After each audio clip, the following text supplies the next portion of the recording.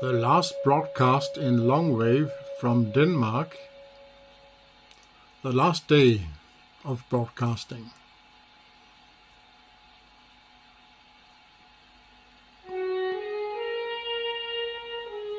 Du lytter til DR's langbølgesender på 243 kHz. 8, 44 og 50.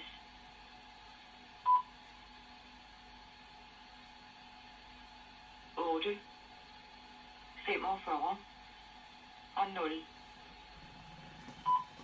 Vi læser en erklæring til det danske folk. DR har sendt på langbølge i næsten 100 år fra 2 høje radiomaster i Kalundborg. Danmarks Radio, København, Kalundborg.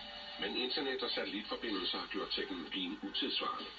Ja, det er klart. Ja, så fra årsskiftet ophører DR med udsendt langbølgeradio på frekvensen 243 kHz. Og her slutter præsentradioavis. Fremover vil indhold, der tidligere blev udsendt på denne frekvens, kunne findes andre steder.